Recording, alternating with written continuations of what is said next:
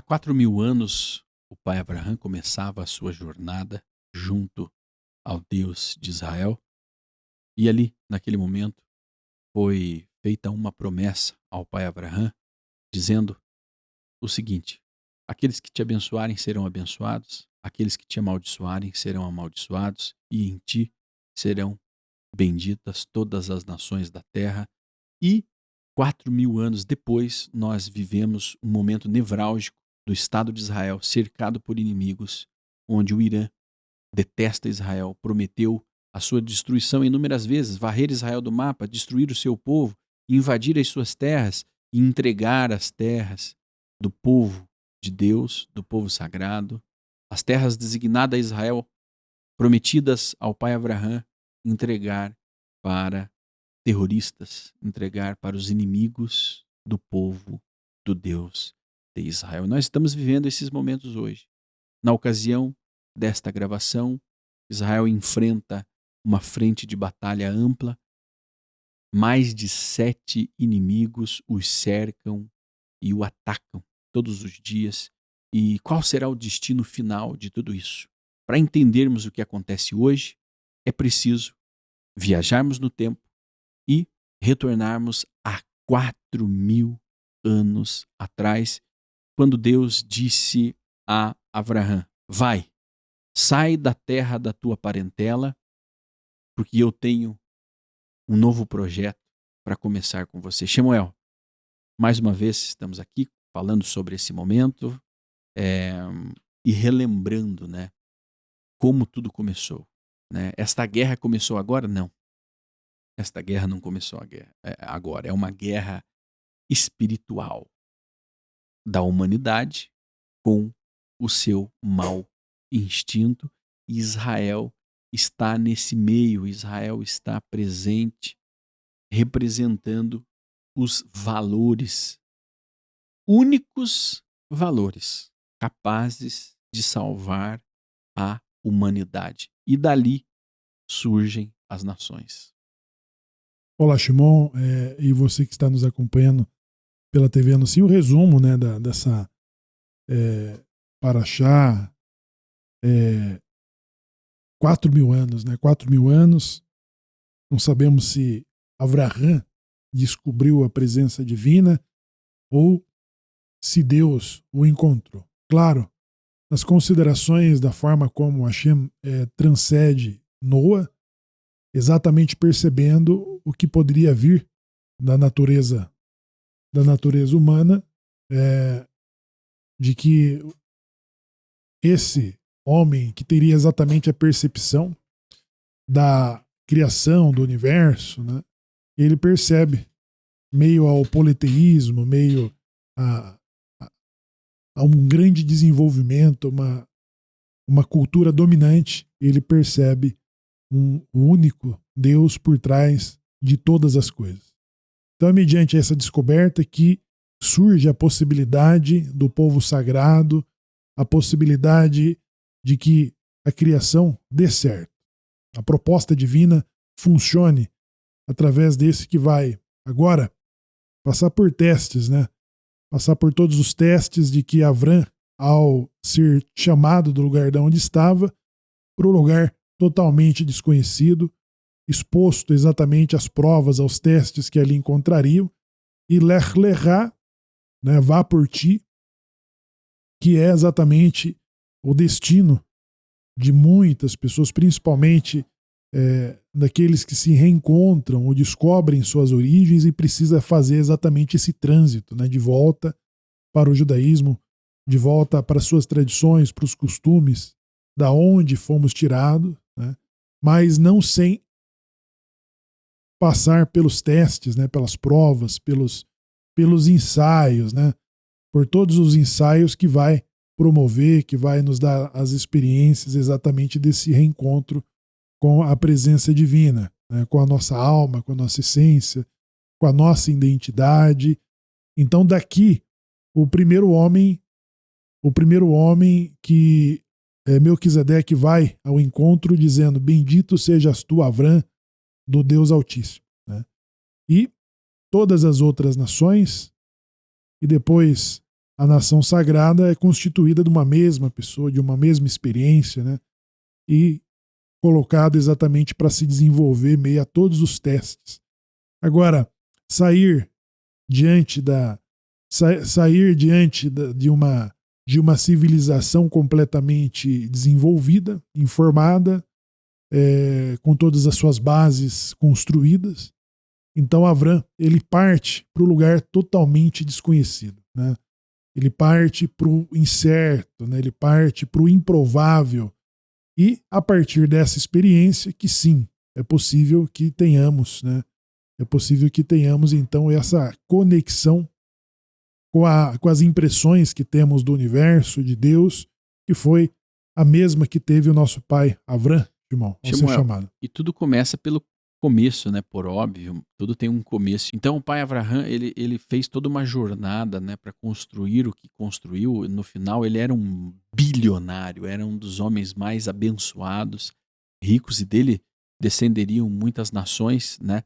E às vezes o olhar para o resultado do pai Abraham é algo fácil, né? Entender, pô, esse cara foi abençoado. Foi abençoado, mas não um privilegiado, né?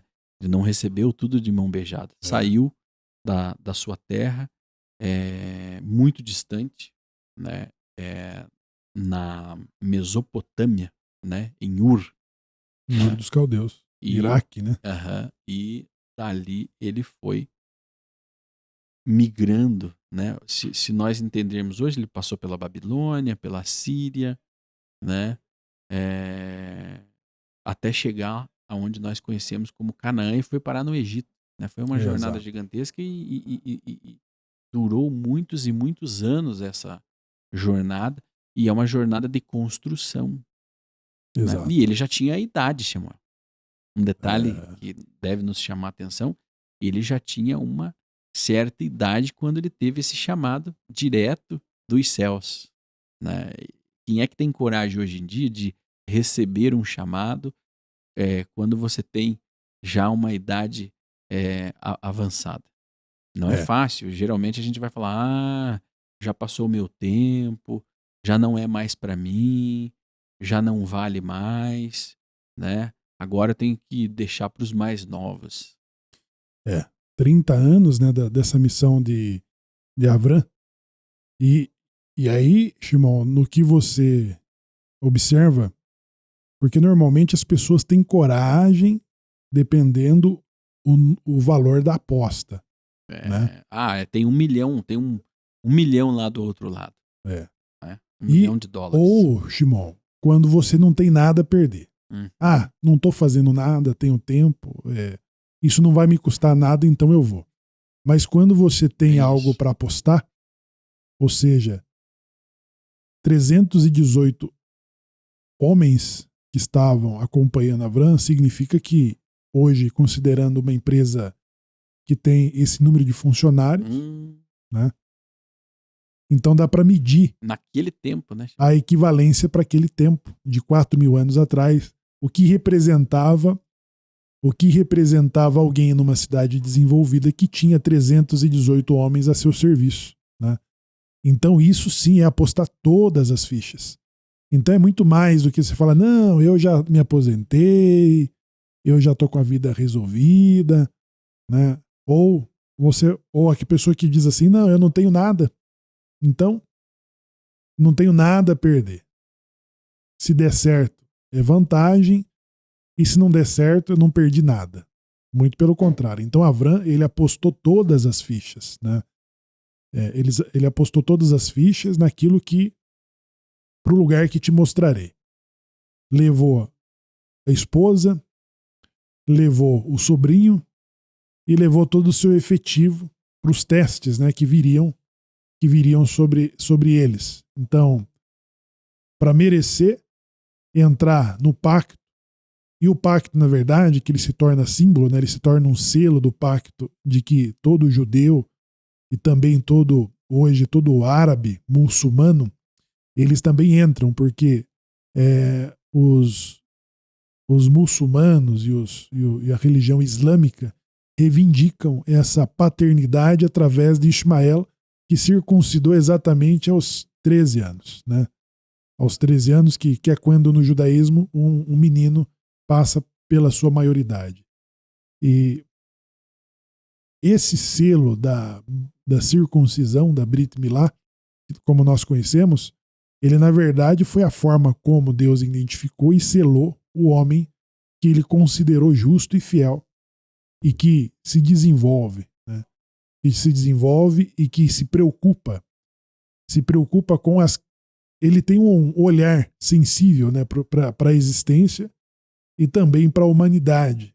E dali, todos os outros judeus, todos os outros hebreus, como também os ismaelitas, passam a ter o selo de identificação de alguém que é justo, que é fiel, que é honesto e que cumpre apostando tudo. Apostando tudo não é um desafio financeiro que nós fazemos sobre uma reserva que nós decidimos arriscar. Não. Ele arriscou sobre todas as coisas que tinha. E foi. E agora, o fato de ser abençoado não foi antes dos testes, mas por prejuízos, né? Pela paciência, pelas perdas, o teste da sua esposa, né? A vontade de autoridades como o rei do Egito, como o rei Elimelech sobre a sua esposa, e sair com mais recurso, mais prata, mais ouro, mais gado, mais fama, mais prestígio. Então, até o momento em que, quase 30 anos depois, que Melquisedeque o encontra e diz: bendito sejas tu, eterno, do Deus Altíssimo, e o abençoa com pão e com vinho. Então Avram ele já tinha chegado em quase todos os testes que o colocava no pináculo, né? Que o colocava numa posição privilegiada de que todos os outros homens podem chegar muito além da onde ele chegou. Então a partir de Lech Lechá, vá por ti, né? Do homem que foi chamado para se aperfeiçoar, nós temos essa experiência, né? Não de uma divindade que precisa descer para se revestir de humanidade para passar a entender os outros. Não, estamos falando exatamente de uma mesma estrutura humana e que teve que apostar. Porque quando nós queremos abrir um negócio ou ter uma participação na existência, Shimon, e uma franquia, né? Como que nós iniciamos uma franquia para ela funcionar e se tornar atrativa para outros investidores? Você tem que primeiro desenvolver aquilo, criar um padrão e aquilo se tornar uma franquia para que outros possam usufruir, né, daqueles resultados, daqueles estudos. Então, Avram, ele vai estabelecer os meios pelos quais os seus descendentes podem e poderão e puderam exatamente alcançar os níveis, né? E quanto mais nós apostamos, mais resultados nós temos. Então, quando Melquisedeque, Shimon, chega ao encontro de Avram, ele fala assim: e Deus o abençoou muito, muitíssimo. Ou seja, ele ficou muito mais rico. Ele ficou muito mais rico do que de quando ele saiu de Ur dos Caldeus. E ele chega a questionar a Hashem, dizendo: para que me serve toda essa riqueza se eu não tenho herdeiro? Então, o que se tornou mais valioso para Avram era ser pai de uma posteridade, que era de perpetuar um legado, né? E Hashem falou assim: não, Eliezer não é o teu servo. O Eliezer não é o teu filho, não é o teu herdeiro. Quem vai herdar as tuas coisas será o teu servo. Então, quando nós chegamos num patamar, Shimon, onde você fala assim: eu tenho tudo isso aqui, para quem que eu vou transferir esses valores? Né? Quem que vai dar continuidade ao que eu comecei? Então, a frustração de Avram não era sobre os seus resultados financeiros e de aquisições. É sobre quem levará, né?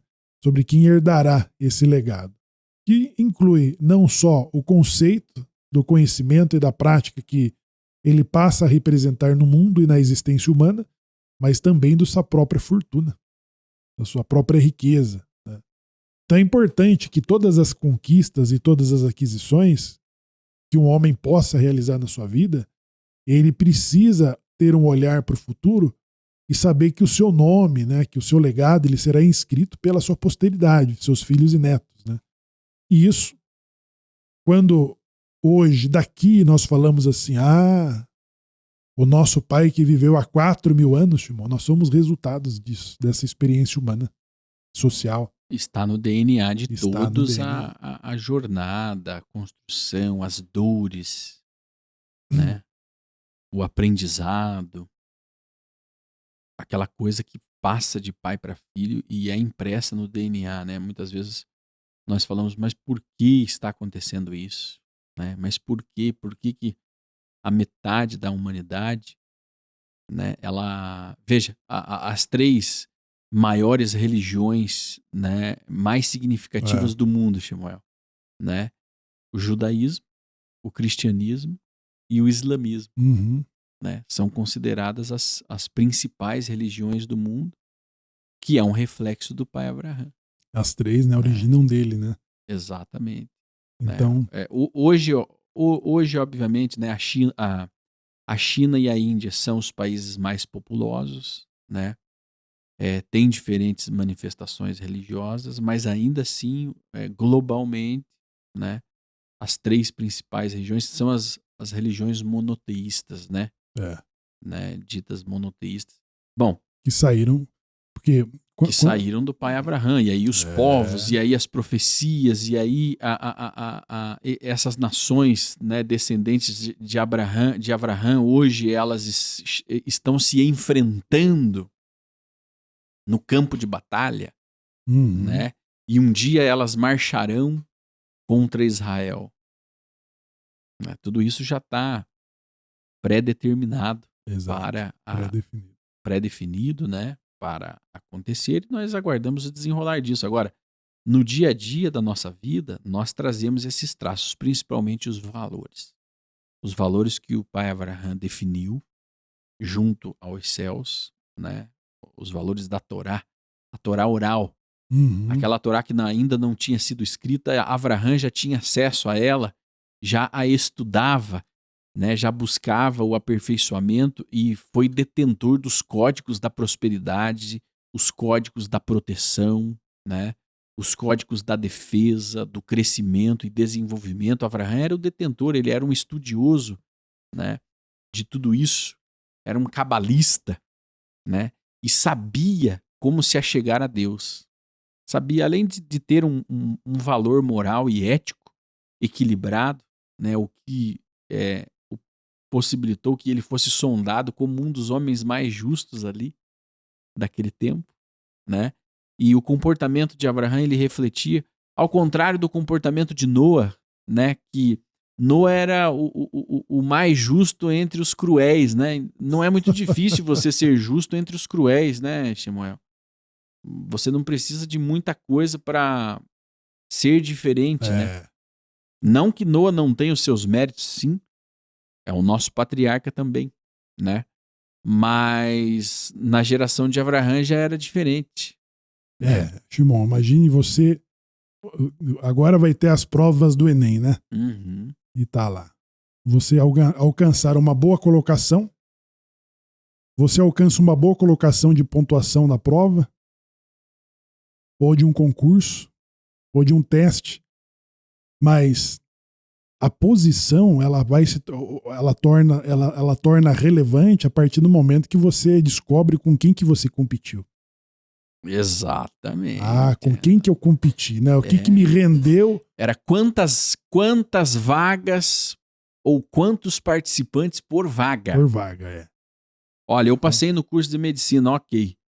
Mas eram quantos? Não, tinha 100 vagas e uma pessoa por vaga. Então você já estava com a sua vaga garantida, né? Agora você vai fazendo uma medicina numa federal. Uma federal. Né? São 200, são 300, são 1.000 candidatos para uma vaga. Exato. Aí você passa em primeiro lugar no vestibular. Aí eu olho, quais são, com quem que competimos, né? Eram alunos das mais conceituadas universidades. Então, que é isso que retrata, né, no caso de Noa, que o mais justo da sua geração. Pô, vamos olhar então para a geração com quem Noa disputou a posição. Quer dizer, era só não matar e não roubar, não comer um animal ainda vivo. Né? Lógico, gente, dadas as devidas proporções, né? Com todo respeito a Noa, né? Mas era uma geração que foi destruída por ser perversa, né? Então... Não tinha um requisito mínimo. Não tinha um requisito mínimo. Eu disputei o doutorado com o pessoal que não tinha o ensino fundamental. Isso aí. Né? Então... E tanto é que depois, na própria família de Noa, tinha um distúrbio, né? Tinha um distúrbio com os filhos comportamentais. Acabou passando, né? Esse distúrbio veio à tona. Veio daquela... Porque nós somos o reflexo do meio que vivemos. A sua avó já deve ter falado para você, olha, cuidado com quem você anda. Olha com quem você anda. Agora, Avraham andava com idólatras e diz a tradição judaica que o pai dele tinha uma loja que vendia imagens. Imagens, né? ídolos, né? Ídolos. Divindades. Né? E Avraham dava trabalho, ele não aceitava aquilo, né? Essa história, você pode pesquisar depois. O Midrash. No Midrash judaico vai trazer essa história de Avraham, da infância de Avraham, é muito interessante. Como que Avraham testou a legitimidade das divindades que o pai vendia. Vai descobrir aí como que Avraham testou os deuses que eram reverenciados pelos iraquianos da época. Então, Avraham ele vai alcançar exatamente esse destaque pelo olhar que ele tinha do mundo, né? Ele não se conformava, ele não aceitava exatamente o conceito que foi... Curiosamente, era um iraquiano, né? Avraham era um iraquiano hoje, né? Se fosse, né? A Mesopotâmia é o atual Iraque, Harã é o sudeste da Turquia, né? E aí Canaã, sim, Israel, né? Como nós conhecemos hoje. Então diz que lá no finalzinho da Parashá de Noa, diz que Shem, que é um dos filhos de Noa, ele sai do Oriente e vai para o Ocidente, né? Então eles vão peregrinando eles passam por Harã, e de Harã eles chegam a Ur dos Caldeus, que é da onde ele passa a ter essa leitura do mundo, né? Do que existe, né? E outra, né, Shimon?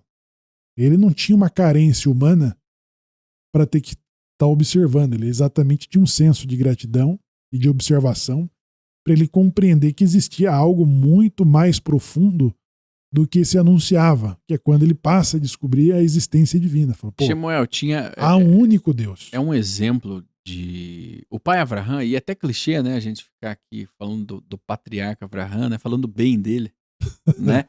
Mas o pai Avraham, além de ser muito corajoso, porque quem é que tem coragem, Shemuel, de sair, abandonar a parentela, abandonar né, toda a... Porque aonde nós nascemos, nós temos influência, né? Tem influência, ser conhecido, você tem crédito na praça, porque, principalmente naqueles tempos, né? O mundo não era globalizado. Né? O meio em que você vivia ali era muito importante. Só que, como nós dissemos agora, você é um meio. Você é um reflexo do meio onde você está. E em algum momento você se pega no meio medíocre. E você é mais do mesmo, né? Mas Avraham sempre teve uma mente muito aberta para o novo. Né? Ora, num mundo que todo mundo gosta de ídolos, de santos, de todos os formatos, de muitos deuses criados lá por Nimrod na Torre de Babel, né? Lembra dessa? Acho que já até passamos, né? Esse episódio, foi na semana passada, né? Isso. Nimrod cria lá deuses, ele vai se afastando a partir da saída do Éden. Nimrod se torna ali um líder, mas um líder que reinventou Aliás, ele inventou a religião. Né? Não existia a religião, mas ele começa a inventar a religião porque ele reinventa a sua forma de entender a Deus. Né? Então, ora, se Deus e é um paradigma, né? Se Deus é tudo, nós podemos adorar a lua, nós podemos adorar ao sol, porque não é uma criação divina. Exato. Se aquilo é uma extensão divina, eu vou adorar aquilo, porque aquilo é lindo, é maravilhoso. E começou assim, né? A idolatria de Nimrod. O politeísmo, né? O politeísmo começa dessa forma, adorando a natureza, os astros, os rios, depois os animais, porque tudo é manifestação divina. Não é mesmo? É cabala. Tudo é manifestação divina. Inclusive, hoje existe uma grande confusão nisso. Né? A pessoa estuda tanto que ela chega nessa conclusão, na conclusão de Nimrod, de que tudo é manifestação divina. Tudo é energia. Então, portanto, tudo é uma energia positiva, tudo é Deus. Tudo flui de Deus. Tudo flui de Deus. Ora, Deus está aqui, Deus está ali, Deus está ali. Deus aí pronto, Deus o Deus do trovão, o Deus da fertilidade, a o Deus da guerra, o Deus da paz. Pronto, agora você tem um politeísmo, que são as impressões que cada um tem do mundo, daquilo que lhe chama atenção. Agora, se terminasse aí, né, é manifestação divina, né? Tudo é manifestação divina. Tudo é Deus. Lembra, você sempre fala do seu filho que perguntou quem criou o carro, né? Foi Deus criou o carro? Ele perguntou isso, né? Foi. Se Deus criou Como o carro. que Deus fez o carro? Como que Deus fez o carro? Como que Deus... Porque tudo é Deus. Acontece que ao admitirmos que tudo é Deus, isso é maravilhoso e é gigantesco, é uma coisa que transcende, né? Só que quando nós utilizamos dessa prerrogativa, né, de, pô, esse aparelho meu aqui é criação divina. Olha só, é a criação divina. Mas aí eu começo a me comunicar direto com ele e ele começa a me dar ordens. Né? Foi o que começou a acontecer. O sol era a criação de Deus, então eu olhar para o sol e falar com Deus não tem nenhum problema. Ok, mas de repente aquele sol começou a falar com Nimrod. Começou a falar com aquelas pessoas. Façam isso. No final das contas, eles estavam matando bebês queimados. Queimando bebês, né? Exatamente. Sacrificando bebês, assim. Para o seu Deus. Para o seu Deus. Que era Peraí, mas aí já não é a lei divina. E Abraham era um ponto fora da curva nesse tempo. Abraão vai vir na contramão de tudo isso. Na contramão de tudo isso. Com uma visão ampla. Poxa, mas todo mundo tá indo lá pro... Né? Todo mundo... Pô, meu pai é católico, minha avó era católica, meu pai é católico. Não, eu sou um menino, sim.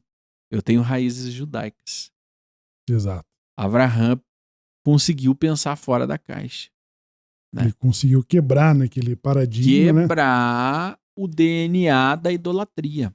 E aí ele coloca essas divindades para se confrontarem, para defender os seus interesses.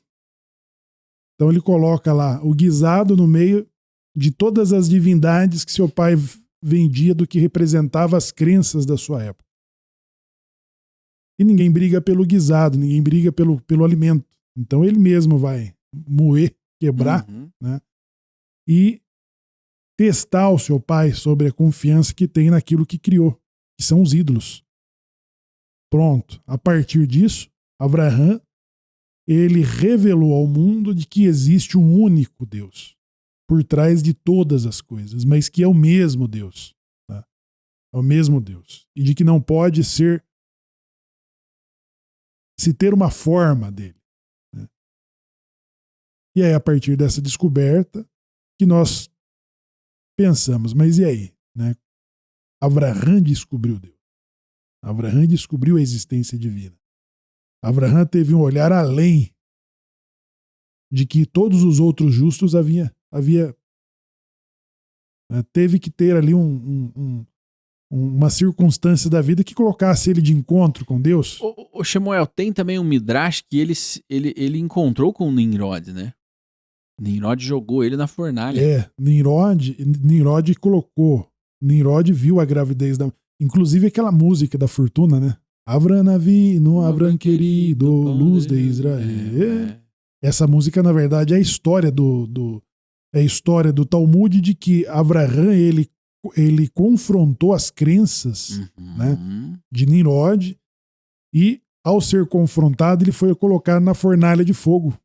Ele foi colocado na fornalha de fogo e Deus o livrou, né? Como aconteceu com os seus, lá na frente aconteceu também no cativeiro da Babilônia, que Daniel e os seus companheiros foram lançados na fornalha de fogo porque eles não reverenciaram uma estátua que era uma lei de que Nabucodonosor ordenara. Então, mediante essa desobediência, aqueles justos foram lançados na fornalha, que inclusive, Timão, ele é citado quando, lá no profeta Zacarias, o profeta Zacarias, quando ele cita aquela profecia que diz assim que o Josué, que era o sumo sacerdote, o Ra-Satã se colocou diante dele para denunciá-lo de que as suas vestes estavam sujas, né? E aí, quando o anjo de Deus ele chega lá para confrontar Ra-Satã, para defender o Cohen, ele diz assim: porventura não é ele um tição tirado do fogo? O que era esse tição tirado do fogo? Eram os justos que foram lançados na fornalha, né? Então ele foi lançado na fornalha e quando você tira um tição, né? Uma brasa incandescente, que ela não cria cinzas, né? Ela tá vermelha, ela né? se torna uma fonte de energia, né? Então, quando Nabucodonosor ele olha para a fornalha, para onde foram lançados aqueles homens, ele percebe que tinha lá 4. Dos 3, tinha 4 andando na fornalha, que havia consumido, inclusive, os guardas que o lançaram no fogo. Então, Nabucodonosor chama de volta, né? E eles saem a ponto de que nem cheiro do fogo, da fumaça, havia atingido aqueles homens. Então, Nabucodonosor ele passa a acreditar nos deuses, ou no Deus que professavam aqueles justos. Então, quando lá na frente o anjo tem que confrontar Ra-Satã, que acusava o sumo sacerdote de que as roupas estavam sujas, ele pergunta assim: porventura não foi este um tição tirado do fogo? Então esse tição faz referência exatamente a esses justos que, como Avraham, que foi lançado por Nabucodonosor, foi lançado por Nimrod. E é interessante que Nimrod ele é um descendente também de Nabucodonosor. Nimrod, rei rei da Babilônia, ele se torna ali um descendente. Ele é um descendente de Nabucodonosor, que havia cometido a mesma coisa. Então, ele é um descendente ou ele é um patriarca? Nabucodonosor? Não, Nimrod. Não, Nimrod não é um patriarca. Não, eu digo do Nabucodonosor. É um patriarca de Nabucodonosor. Isso. Porque a descendência é quem é filho, né? Então, Nabucodonosor era um descendente direto de Nimrod. Exatamente. Direto de Nimrod. Coloca na tela para nós aí mais ou menos ali, ó, o mapa, Shmuel, a jornada de Avraham. Foi uma longa jornada, né? É impressionante. Aí alguns palhaços, com todo respeito, mas com todo respeito aos palhaços, né? Algumas pessoas que odeiam Israel hoje, eles dizem: esses não são judeus. Eles não têm direito à terra. Por quê? Porque eles são iraquianos. Eles vieram do Iraque, eles vieram ali daquela região. E olha pro mapa, né, Shimon? Olha pro mapa, né? Shem foi o primeiro a peregrinar, né? Olha aqui, ó. Ele vai sair do Oriente, né? Ele vai sair do Oriente e os seus descendentes vão chegar lá no Ocidente, ali, ó. Então, por Harã. Ó, aqui começa Ur, né? Ur dos Caldeus, onde você vê o norte da Arábia Saudita, né, Shimon? Norte da Arábia Saudita. Então ali para trás é a Ásia, não é isso? Olha. Da onde Shem sai. Elão, né? É pra cá. Pra cá é... China, onde vai estar China aqui? Ó, bem pra cá do mapa. Então, nem aparece aqui. Então Shem ele sai dali. Aqui, Shmuel, é o Irã, ó. Hoje, atualmente, aqui é o Irã. Então, aí o Irã que é o Aí para lá, aí vai ter o Afeganistão por ali, não é isso? Não, para lá é o Afeganistão. Né?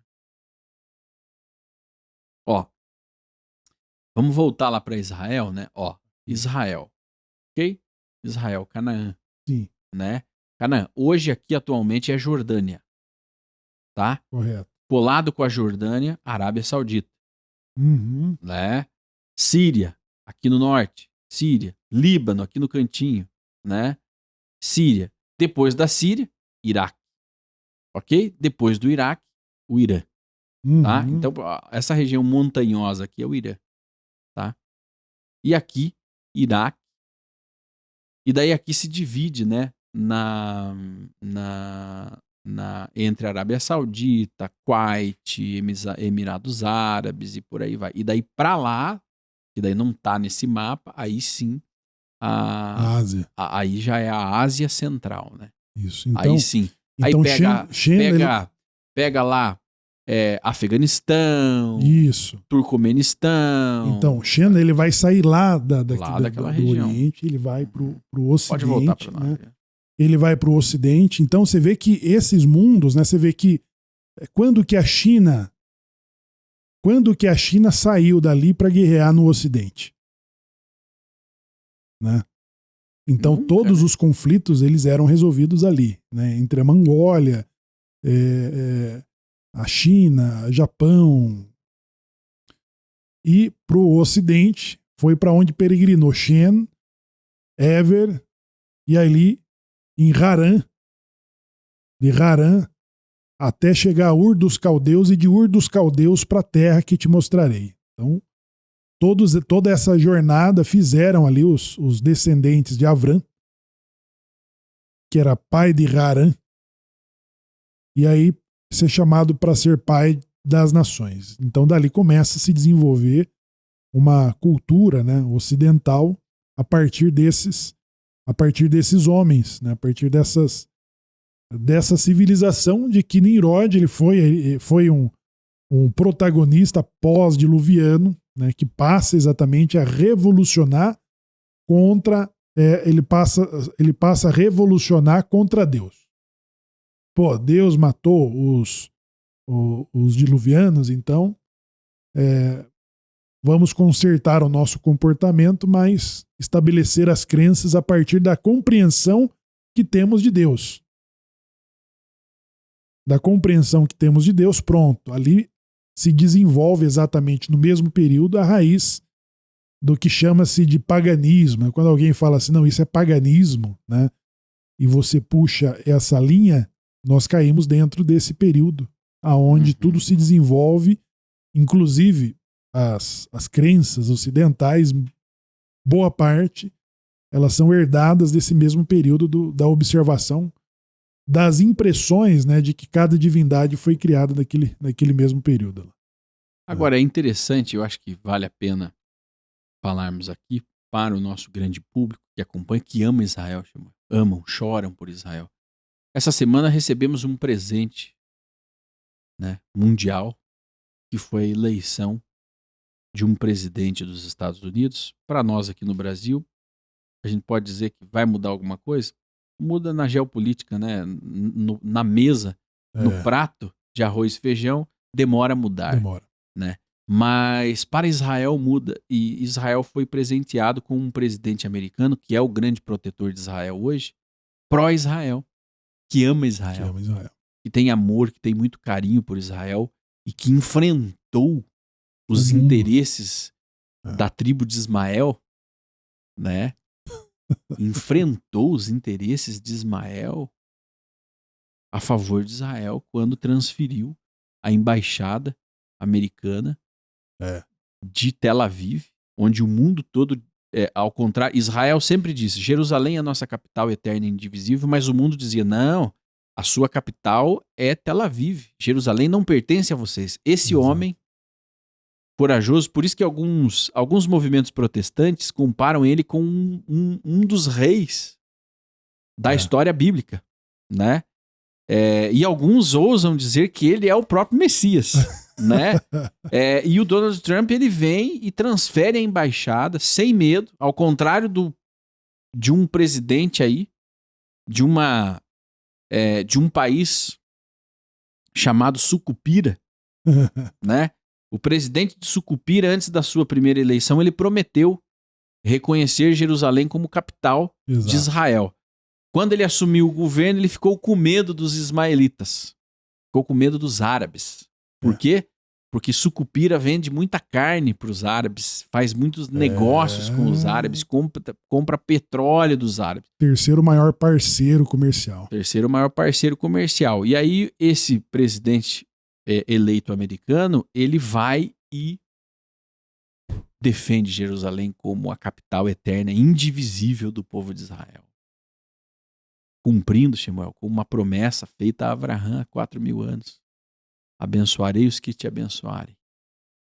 Amaldiçoarei os que te amaldiçoarem. Em ti serão benditas todas as nações da terra. Quem é essa nação? Os Estados Unidos. Uma das nações mais prósperas do mundo. Amam Jerusalém, Shemuel. Eles amam Jerusalém. Amam assim com... São descendentes, né, de Esaú, mas que amam Jerusalém, rezam por Jerusalém, brigam por Jerusalém, amam Jerusalém.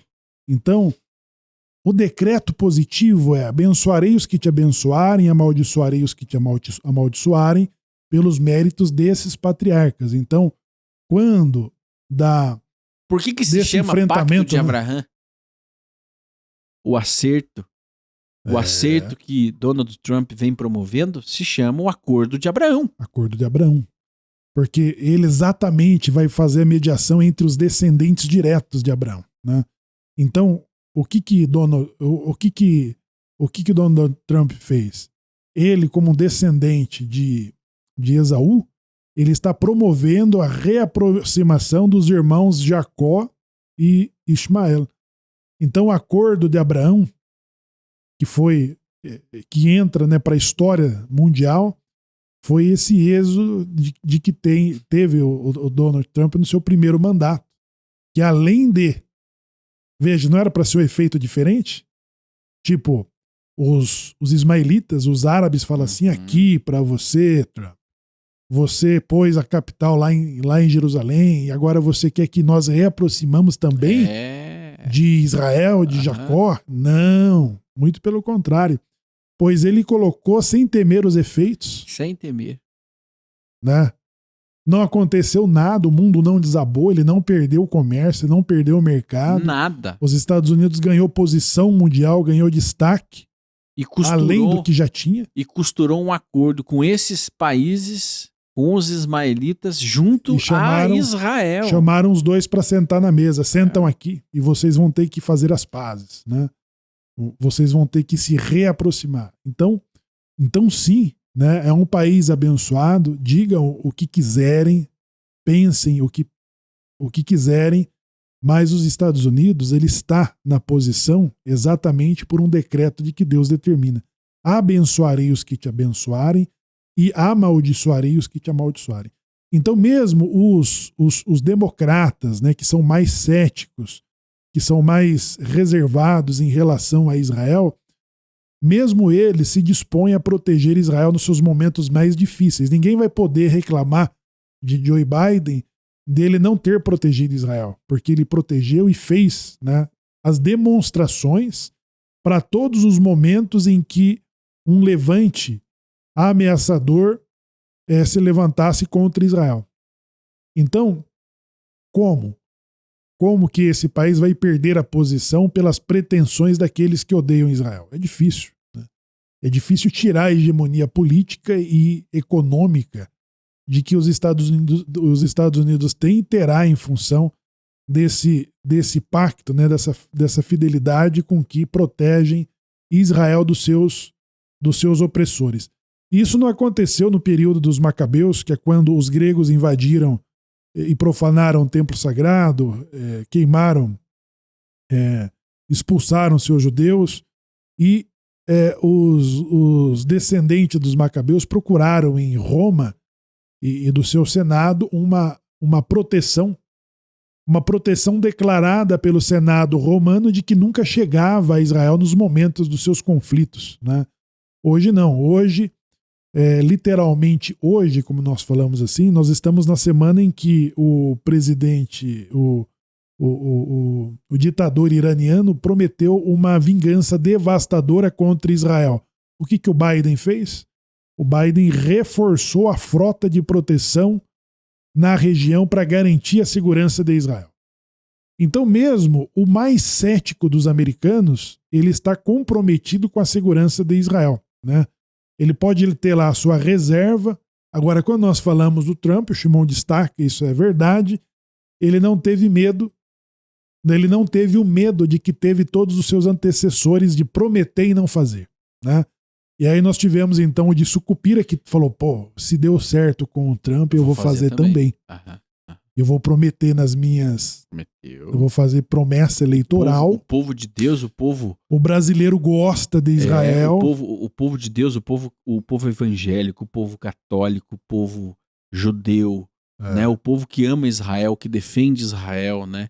O povo que tem os valores judaicos cristãos e que sabem que Jerusalém é a última fronteira, né? Que protege. Porque quando Jerusalém e quando o templo foi construído, tem uma promessa para quem for a Jerusalém, para quem abençoar a Jerusalém. Exatamente. Quem protege Jerusalém está protegido, Shimon. Vai receber chuva, prosperidade, saúde, né? E aí esse político, que inclusive um amigo meu de Sucupira votou nele, acho que talvez até eu, votamos nele com a promessa de que ele enfrentaria, né? É mais um aliado, né? Mais um aliado e não que vai proteger Israel dos seus conflitos. Né? Porque Sucupira é grande. Sucupira é gigantesco, tem dimensões continentais. Nós não podemos falar aqui, gente. É o mesmo tamanho do Brasil, né? Nós não podemos falar aqui claramente por conta da censura que vivemos hoje no nosso país. Então a gente chama de Sucupira. E esse presidente de Sucupira, que embora ele venha enfrentando o sistema, enfrentou o sistema, mas ele não cumpriu essa promessa, Shimon. Não. E ele caiu. Custou. Ele era certo de que teria um segundo mandato. Era certo, mas... E de que ele protelou a promessa pelo que ele acreditava ser o seu outro mandato, que é quando ele poderia transferir a embaixada de Sucupira para Jerusalém e largar a bucha na mão do seu sucessor, de que ele também acreditou de que ainda colocaria um sucessor para governar. Mas não, ele não teve tempo, ele teve medo ele teve medo da reação árabe, ele teve medo de perder o terceiro maior mercado de Sucupira e falou, não vou pôr não. Quando eu terminar o meu segundo mandato, talvez eu coloque. E vou abrir só um escritório. E foi levando o país, mesmo desafiando o sistema, ele foi governando através de decretos, que foram todos quebrados pelo seu sucessor indesejado. Pelo faraó. Né? Então, quando você tem uma missão, e só nós aprendemos, né? Quando nós temos uma missão a fazer, você não pode protelar a sua missão. Prometeu aos céus. Prometeu. Um líder mundial prometeu aos céus. Ele criou uma expectativa no coração de milhares e milhões de judeus, de evangélicos, de cristãos e de católicos. E falou, olha, a Sucupira vai reconhecer Jerusalém como capital de Israel, o que a ONU se recusa a fazer. Né? Então, ele girou uma expectativa, ele criou uma promessa, né? E não cumpriu. Não cumpriu a promessa, custou o quê? Não mereceu um segundo mandato. Shemuel, e essa porção que se chama Ler Lehá é a porção que nós estudamos semanalmente, né? Toda a comunidade judaica no mundo, ela analisa a vida de todos os patriarcas, né? É um ciclo infinito, onde a cada dia nós vemos um aspecto da vida dos nossos patriarcas para entendermos, e é muito atual, né? O que Abraão viveu lá, nós vivemos nos dias de hoje, os mesmos assédios, os mesmos problemas, as mesmas encrencas. E nesse ciclo trienal 3, que é o ciclo que nós estamos vendo, é o episódio em que Abraham é pai, né? Em que Exato. Abraham vai ter um filho com a sua esposa já muito idosa e o Abraham já muito idoso. Mas ele sempre acreditou muito, né? Sempre acreditou muito. Nesse episódio, nós vemos as nuances humanas, a falta de paciência, de acreditar, porque nós nos preocupamos muito, mas como isso vai acontecer? Né? Eu posso dizer para você, você pode se tornar uma pessoa próspera e mudar a sua vida em 30 dias. A sua preocupação não é por onde eu começo. Não, a sua preocupação, mas como que eu vou produzir tudo isso em 30 dias? É impossível! De qual torneira que isso pode cair? Da aqui? onde que vai cair? Da onde vem um filho para um homem de Idade avançada. idade avançada e para uma mulher de idade avançada? Como isso vai acontecer? Essa é a nossa preocupação quando nós temos uma missão, quando uma missão é nos dada, quando uma missão é nos entregue, mas como vai acontecer? Não, por onde que eu tenho que começar? O que eu tenho que fazer primeiro? Né? E essa leitura, ela traz já esse aspecto da vida do pai Abraham, e nós vamos comentar muito isso nesse Shabat. Nós começamos a ajudar Deus, né? Exatamente. Da onde é possível vir isso aí? Eu penso que é da direita, da esquerda que tem que vir. Uhum. E aí nós começamos a pensar e aquilo não chega. Agora, não vem ao tempo. Abraão nunca duvidou, Shemuel. Né? Ele nunca duvidou. A Sara, sua esposa, ela teve as suas dúvidas. Tanto é que, poxa, não vem nunca esse filho. Toma aqui a minha serva. E é nesse episódio, veja como as coisas são. Né? É nesse episódio que surge os ismaelitas. Os ismaelitas. É nesse episódio da incerteza de Sara que surge as nações árabes. Né? Porque Deus prometera a Abraham que ele seria um pai de muitos filhos de muitas nações, mas não que se daria daquela forma. Né? Então, Sara entrega a sua serva Agar a Abraham, porque, poxa, de mim não vem filho, então da minha serva, tome a minha serva, né? Deite-se com ela e gere um filho. Finalmente a promessa de Deus será cumprida, porque... Ela entendeu, Shimon, ele tem a promessa de ser pai de uma multidão de nações. E não é para mim, né? Não é comigo. Agora, o problema é comigo, eu não consigo, né, conceber, então eu vou ter que arrumar uma outra esposa para Deus conseguir cumprir o que prometeu a Abraham. Ela ajudou Deus, ou seja, foi lá e colocou Agar, né, para ter o filho. E na verdade, a providência divina, né, porque nós nos equivocamos, nos assustamos com o tamanho das coisas, fala, caramba, né, eu prometi levar a embaixada de Sucupira para Jerusalém, mas sem calcular as dimensões dos efeitos. Sem calcular os riscos. E agora? Então eu vou abrir um escritório. São duas coisas, né, Shemuel? Ou você prometeu com a intenção de nunca cumprir. De enrolar a plateia. Aí só Deus sabe, né? Ou realmente você foi ingênuo o suficiente para prometer algo que não teria coragem e nem meios para fazê-lo, mas de qualquer forma você saiu beneficiado. Mas não confiou. Porque quando você move uma energia tão poderosa como essa, os céus... Vem a teu favor. Vem a teu favor. Porque uma foi a assessoria da campanha. Se eu for eleito, eu vou colocar a capital de Sucupira lá em Jerusalém. Lá em Jerusalém. De Tel Aviv para Jerusalém. E a outra assessoria é o que de um presidente eleito. Não. Você não seja maluco. Você tá louco. Você vai mobilizar a multidão das cruzadas. Primeiro vão deixar de comprar. Você vai mexer com a economia do país negativamente. Você vai fortalecer a tua oposição. E isso se não gerar uma guerra contra Sucupira. Não faça isso. E ele estremeceu. e não cumpriu com o que prometeu. Sara, ela vai dar essa forcinha, né?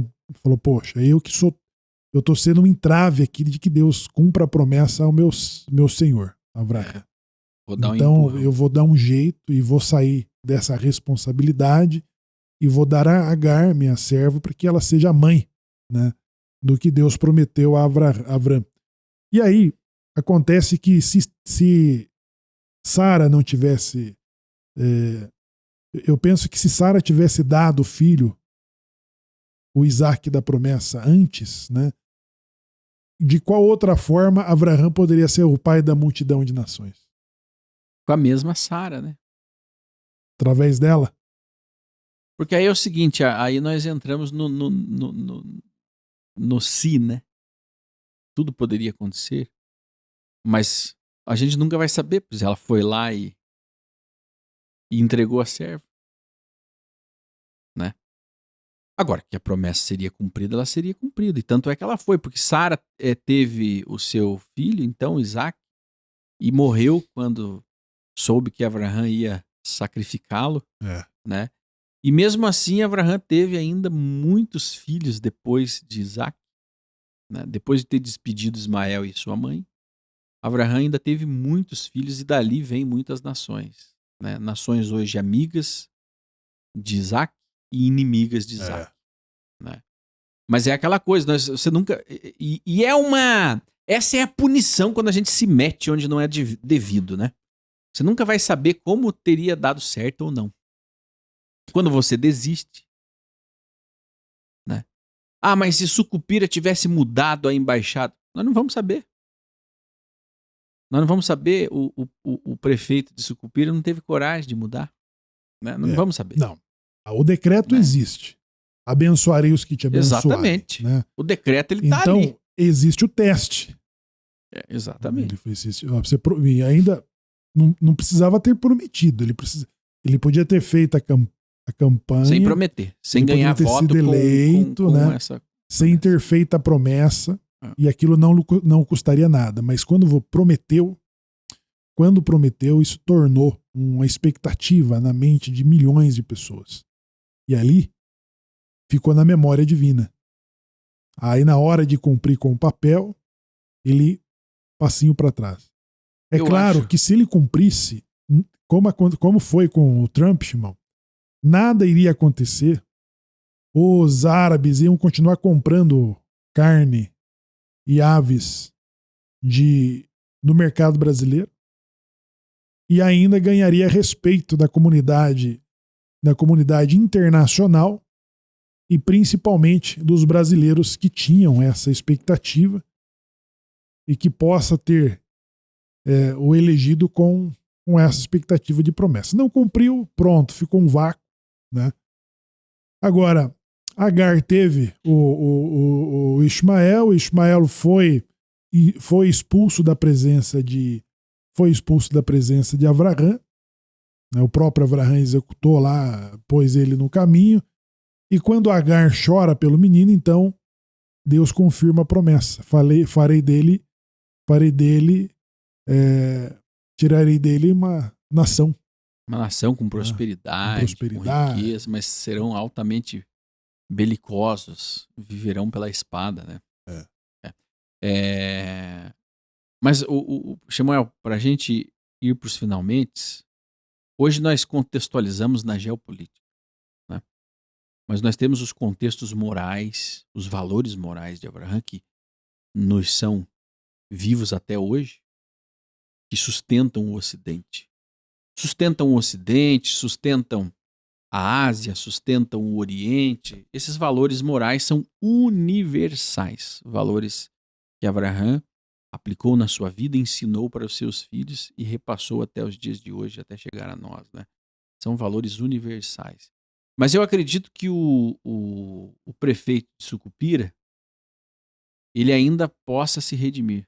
Eu acredito. Eu acredito que ele vai ter a chance de se redimir. Mas agora eu espero que sem a promessa, né? Sem a promessa São experiências, porque, né? veja, quando você mexe com Jerusalém, você está mexendo com a joia da coroa. com o lugar mais sagrado da existência humana. Porque se o Trump fez, ele não foi reeleito. Ele não foi reeleito. Ele não foi reeleito com a sua promessa. Não, ele não foi reeleito. Ele foi eleito com a sua promessa, ele cumpriu, executou. Cumpriu e depois perdeu. E depois perdeu. Mas depois agora ele redimido. mereceu. Agora foi redimido. Ele mereceu ser eleito com ampla vantagem, que é uma honra. Foi honrado. Honrado. E dizem que aqueles que abençoam Jerusalém receberão honra. Diz assim: orai pela paz de Jerusalém, porque prosperarão os que o amam. É impressionante. A prosperidade, Shimon, a prosperidade está vinculada à pessoa que ama e ora.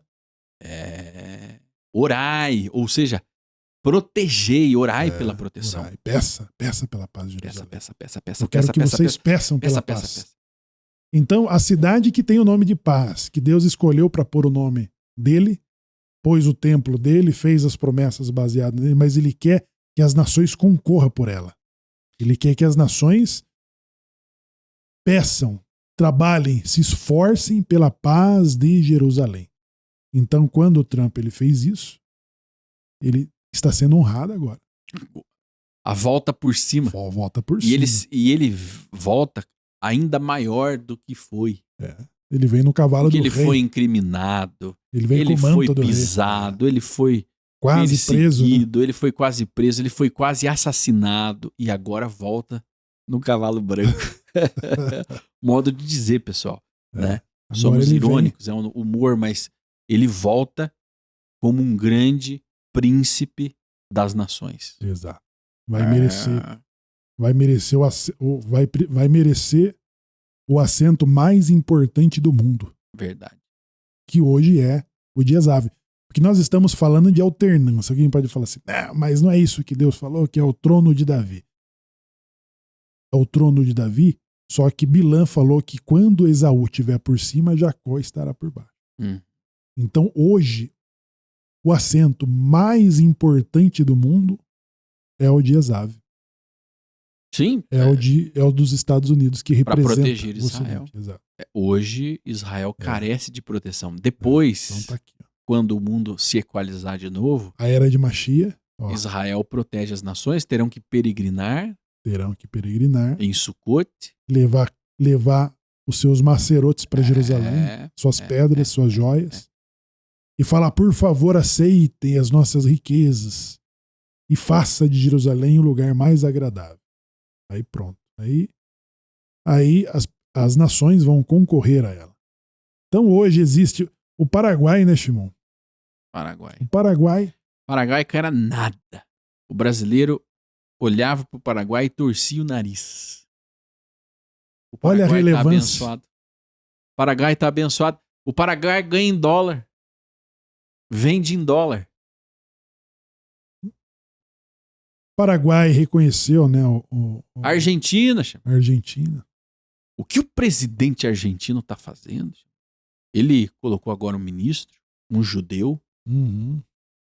E ao invés de fazer todo o processo lá, a cerimônia, né, estatal, fizeram um rito judaico de bênção.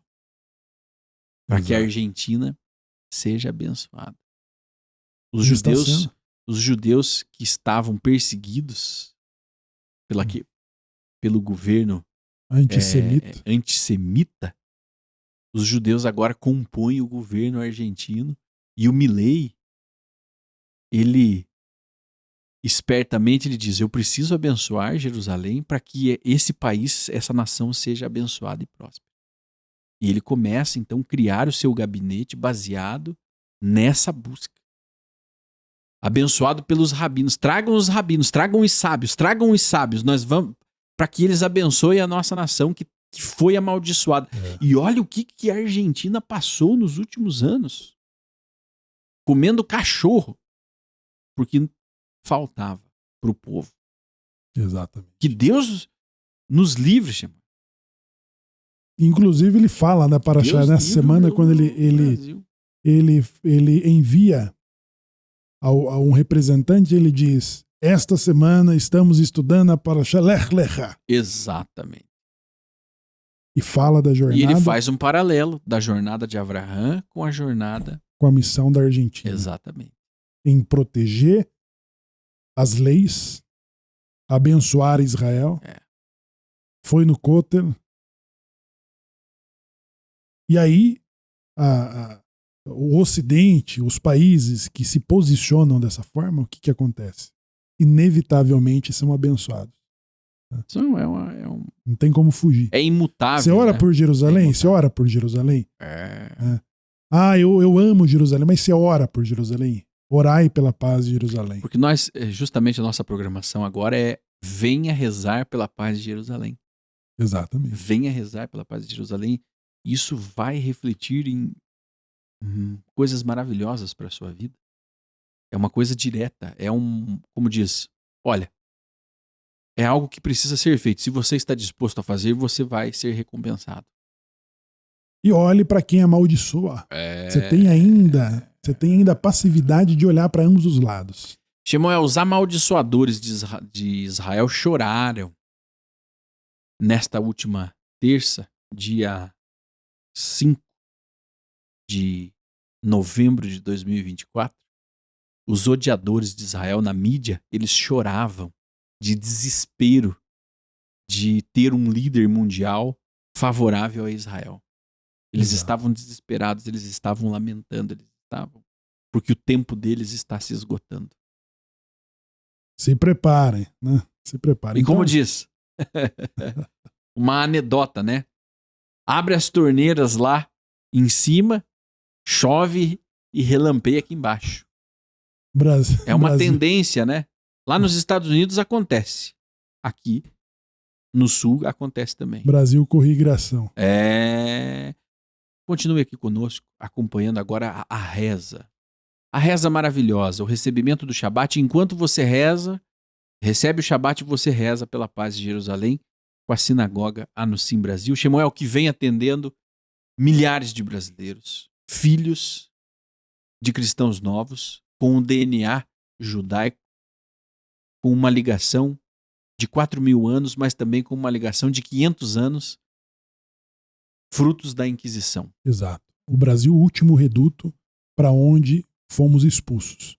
O Brasil é o último lugar que podemos considerar historicamente, né, que é uma das nações mais recentes para onde foram espalhados a herança de Deus, os descendentes de Abraão. E aí, pessoal, o último lugar indica que o final de um exílio com mais de 2.000 anos chega ao fim. E quando chega ao fim, está sendo reunido todos os seus descendentes que estão sendo chamados dos mais distantes lugares, das ilhas remotas e dos lugares distantes, né? Então, desse último reduto, que mais de 100 milhões de brasileiros têm a sua origem, a sua descendência judaica, o seu senso crítico, a sua conexão inexplicável com a leitura da Bíblia, com a leitura da história de Israel, com as suas intuições, com o seu sobrenome, né, com as suas expectativas, com a sua autoimposição daquilo que a sua religião nem exige. Por que eu quero guardar o sábado? Por que eu tenho a necessidade de observar a alimentação e outras coisas que são proibições judaicas? Por que eu sinto essa necessidade? E aí a história nos coloca de encontro com a identidade que foram tirada dos nossos pais quando sequestrados dos seus berços judaicos e inseridos dentro de uma cultura cristã chamados de cristãos novos. Essa será a sua religião obrigatória para que os seus filhos e netos nasçam dentro do cristianismo. E passa-se gerações pós gerações e termina o exílio, e depois do final do exílio é o momento de reunir os exilados. E os exilados estão sendo tirados dos lugares mais inesperados de que mesmo a Rabanut e os nossos sábios não estão acreditando, Shimon. Muito bem. Continue conosco, ligado, acompanhando as transmissões aqui da Sinagoga Anusim Brasil.